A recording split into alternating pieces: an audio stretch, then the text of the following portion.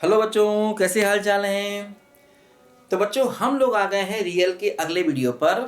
तो इस वीडियो में बेटा हम लोग एक और कॉन्सेप्ट पढ़ेंगे, लिमिट सुपीरियर और लिमिट इन्फीरियर का। देखो बच्चों, ये कॉन्सेप्ट कई सारी बुक्स में दिया गया है और इसमें देखो दो चीज़ें हैं इस कॉन्सेप्ट में। जैसे एक तो होता है कि अगर हम प्रॉपर डेफिनीशन से चलने गए तो बहुत समस्या हो जाएगी और ये हम नहीं समझ पाएंगे और बहुत लेंथी कॉन्सेप्ट हो जाएगा। तो हम प्रॉपर डेफिनेशन पे ना जाकर इस कॉन्सेप्ट का आपको शॉर्टकट देखो बताते हैं कि शॉर्टकट में इस कॉन्सेप्ट का मतलब क्या होता है। देखो ध्यान दो, इसमें दो बातें हैं। एक तो आता है अपर लिमिट, इसे कहते हैं अपर लिमिट, या इसी को हम लिमिट सुपीरियर कहते हैं। ठीक है, लिमिट सुपीरियर। ठीक है, अपर लिमिट या इसको हम लिमिट सुपीरियर भी कहते हैं, ध्यान दो।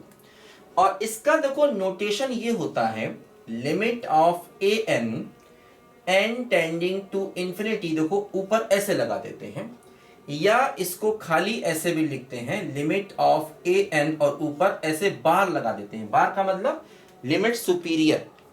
ठीक है, कई बार शॉर्ट में एस यूपी भी लिख देते हैं, ऐसे ऐसे भी लिख देंगे, लिमिट ऑफ ए एन और एस यूपी। एस यूपी का मतलब वही लिमिट सुपीरियर आपको चाहिए, है ना।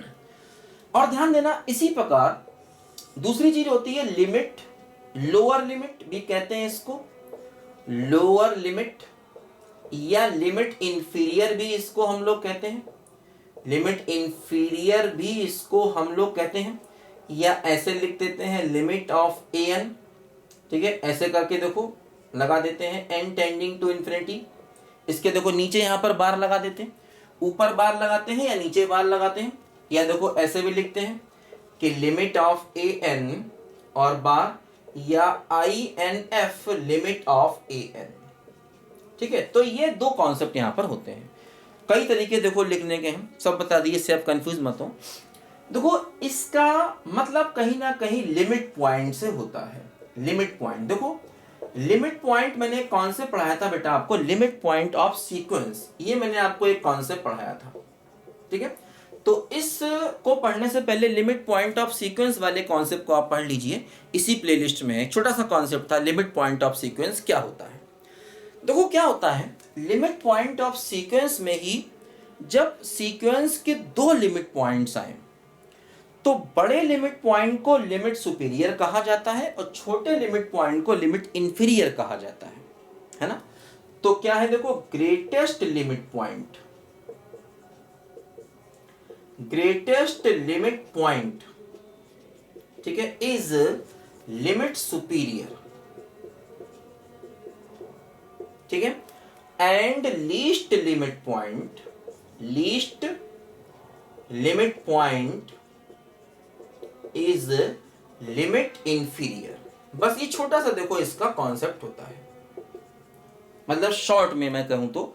वैसे डेफिनेशन पे जाएंगे तो बहुत समस्या हो जाएगी, 1 घंटा लग जाएगा, फिर भी समझ में कौन ना है। तो देखो ध्यान दो, लिमिट पॉइंट क्या होता है, मैंने बताया था कि ऐसा वैल्यू जिसके आसपास सीक्वेंस के इनफाइनाइट टर्म्स हों उसको हम लिमिट पॉइंट कहते हैं। देखो लिमिट पॉइंट मैंने बहुत डिटेल से बेटा आपको समझाया है। एक तो मैंने बताया था लिमिट पॉइंट ऑफ सेट क्या होता है, फिर मैंने बताया था लिमिट पॉइंट ऑफ सीक्वेंस क्या होता है। तो लिमिट पॉइंट ऑफ सीक्वेंस का मतलब एक ऐसी रियल वैल्यू जिसके आसपास सीक्वेंस के इनफाइनाइट टर्म्स हो। जैसे कि मान लो अगर हम ये सीक्वेंस ले लें xn बराबर -1 की पावर n, तो देखो मैंने क्या बताया था, इसकी n को 1 रखोगे तो -1, 1 रखोगे तो फिर 2 रखोगे तो +1, 3 रखोगे तो फिर -1, 4 रखोगे +1। ये देखो इसकी सीक्वेंस के टर्म आ रहे हैं। तो इसमें मैंने बताया था दो लिमिट पॉइंट्स हैं। इसमें जो लिमिट पॉइंट्स आते हैं ये क्या क्या आते हैं, -1 और +1, दो लिमिट पॉइंट आते हैं, है ना। क्योंकि देखो -1 के आसपास भी सीक्वेंस के इनफाइनाइट टर्म्स हैं और 1 के आसपास भी, आसपास से मतलब उसके नेबरहुड में, -1 सॉरी हाँ, नेबरहुड वाला कॉन्सेप्ट है ना, कि -1 के आसपास मतलब -1 के नेबरहुड में, है ना। तो लिमिट पॉइंट क्या था कि ऐसा पॉइंट जिसके नेबरहुड में सीक्वेंस के इनफाइनाइट टर्म्स हों।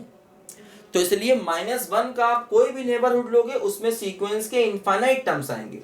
और 1 का कोई भी नेबरहुड लोगे उसमें भी सीक्वेंस के इनफाइनाइट टर्म आएंगे ना। लिमिट पॉइंट का मतलब क्या था कि ऐसी रियल वैल्यू जिसके नेबरहुड में उस सीक्वेंस के इनफाइनाइट टर्म्स आ जाएं। आसपास से मतलब है ना, नेबरहुड से है, बात ध्यान रखना। तो उसके नेबरहुड में सीक्वेंस के इनफाइनाइट टर्म आ जाएंगे तो उसको हम लिमिट पॉइंट कहेंगे। तो यहाँ पर दो लिमिट पॉइंट्स है, -1 और 1। तो देखो जो बड़ा वाला है यही हमारा लिमिट सुपीरियर हो जाएगा, limit of a n superior की वैल्यू 1। ये क्या है, सुपीरियर का सिंबल। और लिमिट ऑफ ए एन, और ये हो जाएगा क्या बोलो, -1। और ये सीक्वेंस कन्वर्जेंस नहीं है क्योंकि इंफिनिटी पर इसकी लिमिट एग्जिस्ट नहीं करेगी, ऑसिलेटरी हो जाएगी। मैंने बताया था ना आपको कि अगर हम इंफिनिटी पर इसकी लिमिट निकालेंगे तो ये ऑसिलेटरी हो जाएगी, मतलब एग्जिस्ट नहीं करेगी। लेकिन देखो लिमिट सुपीरियर क्या हो गया, 1, और लिमिट इंफीरियर क्या हो गया, -1। तो जो बड़ा लिमिट पॉइंट है वो लिमिट सुपीरियर हो गया, जो बड़ा लिमिट पॉइंट है वो लिमिट सुपीरियर हो गया, छोटा लिमिट पॉइंट क्या हो गया, लिमिट इंफीरियर हो गया। ध्यान देना क्योंकि यहां पर दो दो लिमिट पॉइंट्स आपको मिल रहे हैं। इसको लिखो जरा बच्चों ध्यान से।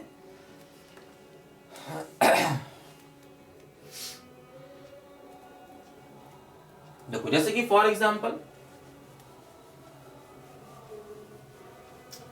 मान लो हम ये सीक्वेंस ले लें, हम लोग ले लें xn बराबर फॉर एग्जांपल -1 की पावर n और 2 + 1/n, ये मान लो हम ले लें। अब देखो इसमें क्या होगा, इसको हम ऐसे लिख सकते हैं 2 × -1 की पावर n प्लस -1 की पावर n × 1/n। अब देखो इसमें क्या, n को 1 रखोगे तो क्या आएगा, n को 1 रखोगे देखो क्या आएगा, -2 और -1/1। n को 2 रखोगे तो क्या आएगा, 2 + 1/2। n को 3 रखोगे तो क्या आएगा, ये आएगा -2। n को 3 रखोगे तो -1/3। n को 4 रखोगे तो क्या आएगा, ये आएगा 2 + 1/4। देखो क्या हो रहा है कि ऐसे आपको मिल रहा है, एक तो मिल रहा है -2 -1/1, फिर मिल रहा है -2 -1/3, फिर -2 -1/5 ऐसे मिलेगा, और ऐसे मिलेगा 2 + 1/2, फिर 2 + 1/4, फिर 2 + 1/6 ऐसे आपको मिलेगा। तो जब आप इंफिनिटी पर जाओगे देखो क्या होगा, -2 के नेबरहुड में बहुत सारे टर्म्स आएंगे। देखो ये सारे के सारे टर्म्स -2 के नेबरहुड में हैं, और 2 के नेबरहुड में भी बहुत सारे टर्म आएंगे क्योंकि देखो ये सब टर्म 2 के आसपास हैं, और ये सारे टर्म -2 के आसपास हैं। तो इसके दो लिमिट पॉइंट्स हो गए, कौन कौन से, -2 और +2। क्योंकि n की वैल्यू 1 रखो, 2 रखो, 3 रखो, 4 रखो, -2 जिनमें आ रहा है उनको अलग लिखो, 2 जिनमें आ रहा है उनको अलग लिखो। तो आप यहाँ से देख रहे हो कि 2 के नेबरहुड में इनफाइनाइट पॉइंट्स होंगे और -2 के नेबरहुड में बेटा इनफाइनाइट पॉइंट्स होंगे। तो ये दोनों आपके लिमिट पॉइंट हो गए। तो इसमें बड़ा लिमिट पॉइंट क्या हो गया, 2। तो हम कह सकते हैं कि limit of a n limit superior, यानी कि 2 ऊपर बार लगा दिया लिमिट सुपीरियर, और लिमिट ऑफ ए एन नीचे बार लगा दिया तो कितना हो गया, -2। और देखो अगर आप इंफिनिटी पर इसकी लिमिट निकालोगे तो एग्जिस्ट नहीं करेगी। लिमिट सुपीरियर और लिमिट इंफीरियर अलग अलग है, और आप इंफिनिटी पर इसकी लिमिट निकालोगे तो ये एग्जिस्ट नहीं करेगी क्योंकि ये +2 या -2 कुछ भी हो सकता है, दोनों में से कोई भी एक हो सकता है ना। तो इंफिनिटी पर इसकी लिमिट यहाँ पर एग्जिस्ट नहीं करेगी, इस बात को समझो ध्यान से। लिखो जरा बच्चों ध्यान से पहले इसको, ठीक है। इसी प्रकार देखो अगर मैं यहाँ पर फॉर एग्जाम्पल 3 कर दूं तब भी देखो बिल्कुल यही चीज होगी। अब यहाँ पर देखो हर जगह -3 और ये +3 और ये -3 और ये +3, तो यहाँ पर देखो ये क्या हो जाएगा, -3 -3 और -3, और देखो ये क्या हो जाएगा, +3, और देखो यहाँ पर क्या हो जाएगा, +3, और यहाँ पर क्या हो जाएगा, +3। तो देखो इसके दो लिमिट पॉइंट्स हो गए, क्या क्या, -3 और +3, और यहाँ पर देखो लिमिट सुपीरियर 3 हो गया, लिमिट इंफीरियर कितना हो गया, -3 हो गया। बस समझे, यहाँ पर भी लिमिट एग्जिस्ट नहीं करेगा। तो ऐसे कितने भी क्वेश्चन हम बना सकते हैं, ये बात ध्यान दो।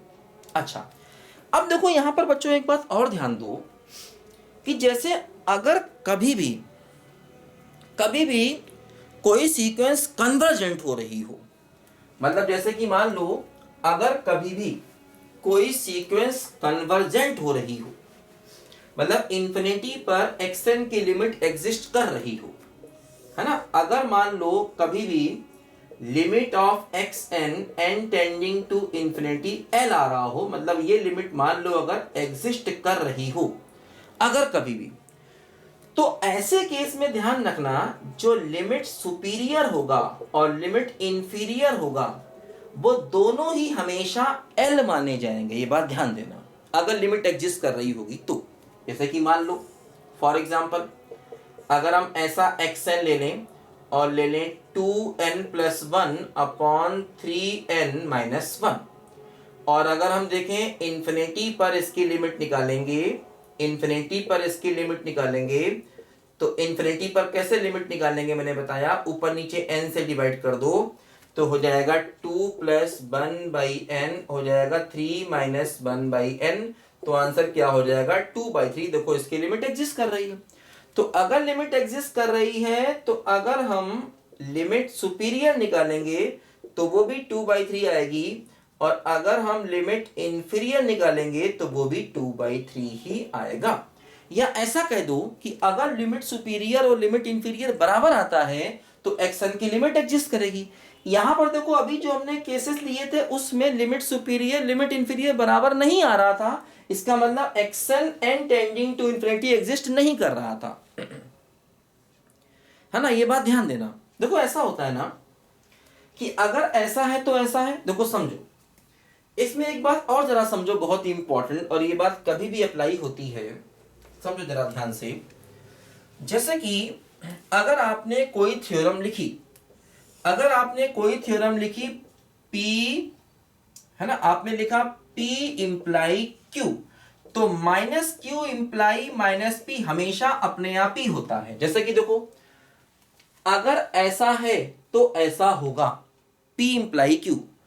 अब इसका उल्टा सोचो कि अगर ऐसा नहीं है तो ऐसा भी नहीं होगा, P इंप्लाई Q। अगर कोई थ्योरम है तो -Q इंप्लाई -P अपने आप सही होता है, हमेशा होता है, चाहे कोई कहे चाहे ना कहे। ध्यान रखना दुनिया की हर थ्योरम में, दुनिया के हर सब्जेक्ट में, दुनिया के हर टॉपिक में अगर P इंप्लाई Q है तो -Q इंप्लाई -P आप खुद से हमेशा लिख सकते हो, खुद से हमेशा लिख सकते हो, खुद से नई थ्योरम बना सकते हो कभी भी।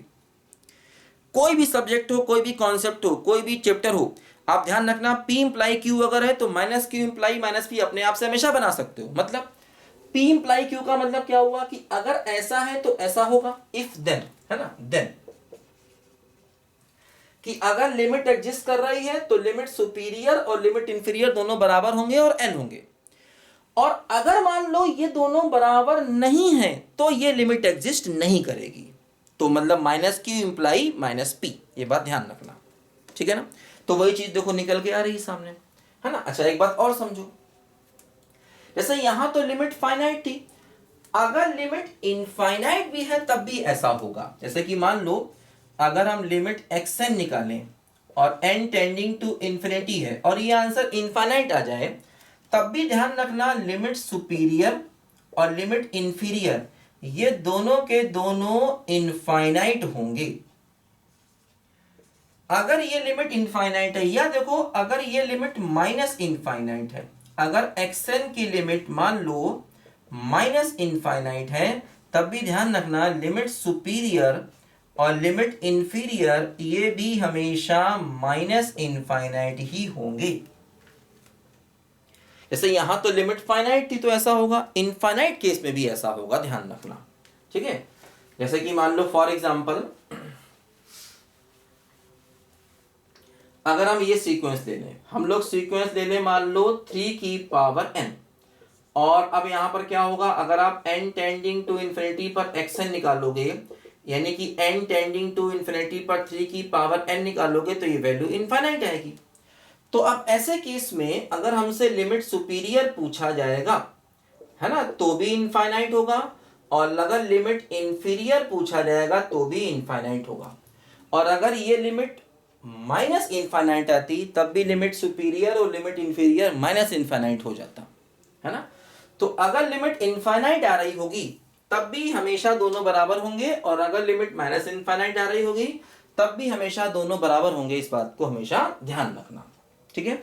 तो ये लिमिट सुपीरियर और लिमिट इंफीरियर का बेटा देखो कॉन्सेप्ट मैंने बताया आपको, क्योंकि बहुत इंपॉर्टेंट नहीं होता है, कई सारी बुक्स में ये ऐसा दिया गया है, तो इससे मैंने बताया ताकि बच्चों को लगे कि हाँ भाई देखो ये भी हमको आ गया। तो बच्चों इस वीडियो में इतना ही, अगले वीडियो में फिर मिलेंगे नए सवालों के साथ में, तब तक के लिए बाय बाय।